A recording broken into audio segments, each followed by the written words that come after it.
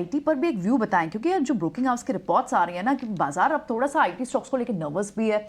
Globally भी आप देखिए नैस्डैक टूट रहा है, इंडियन मार्केट्स पे भी कल अच्छा खासा इंपैक्ट देखा, लेकिन बहुत ही इंटरेस्टिंग व्यू ब्रोकिंग हाउस का रिपोर्ट्स आ रहा है। सारे आईटी स्टॉक्स को एक तरह से नहीं देखना चाहिए। इनफैक्ट कई जगह पर अपग्रेड्स आए हैं लार्ज कैप आईटी में, और कई जगह पर टारगेट प्राइस घटाया भी है। तो आईटी को लेकर अप्रोच कैसे करना चाहिए? अगले हफ्ते से यहाँ भी नंबर्स शुरू हो जाएंगे एचसीएल और इन्फोसिस के। Morning morning Priyanka ji, once again to you. I think दो चीजें। एक, आई थिंक जो क्वार्टर थ्री अपडेट्स हैं, स्ट्रीट को थोड़ा डर लग रहा है कि एनीवे ट्रेडिशनल वीक क्वार्टर रहता है, क्रिसमस की छुट्टियां रहती है, फर्लॉग्स रहते हैं, कम वर्किंग डेज रहते हैं, इसका मतलब कम बिलिंग डेज रहते हैं, और इसलिए Q3 is anyway considered to be a traditionally weak quarter. However I think एक जो डर है स्ट्रीट को, वो लार्ज कैप आईटी कंपनीज की तरफ इसलिए है, दो तीन वजह से। एक, आई थिंक जो ऑर्डर कैंसिलेशन हमने देखे थे इनपी की केस में, जो थोड़े कॉर्पोरेट चेंजेस चल रहे हैं, यहाँ पे थोड़ी दिक्कत स्ट्रीट को लग रही है कि शायद ऑर्डर विंस थोड़े डिलेड हो जाए बाय अ क्वार्टर और two, as the global economies both US and European economies recover at a tepid pace.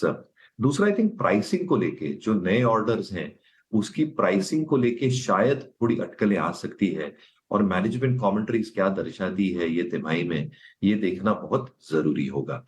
तीसरा, I think in terms of the overall aspect as far as consumer discretionary spending is concern, चौथी तिमाही which is the first quarter for US companies, यहाँ पे consumer discretionary spending के patterns decide होते हैं। कहीं ना कहीं I think with the first two factors at play, थोड़ी रेवेन्यू रिस्क शायद हो सकती है अगर ऑर्डर डिले हो जाए या प्राइसिंग पे थोड़ा इंपैक्ट हो। इसलिए लार्ज कैप आईटी कंपनी जो बड़े ऑर्डर्स देखती हैं, यहाँ पे थोड़ी हिट आ सकती है based on all these factors combined together.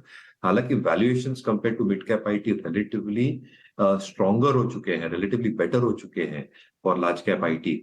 हमें अभी भी लगता है आई थिंक थोड़ी अंडर परफॉर्मेंस जारी रह सकती है, और इसलिए सिलेक्टिवली मिड कैप आईटी में निवेश अभी भी ये लेवल से किया जा सकता है। Obviously mid cap IT has also moved up significantly.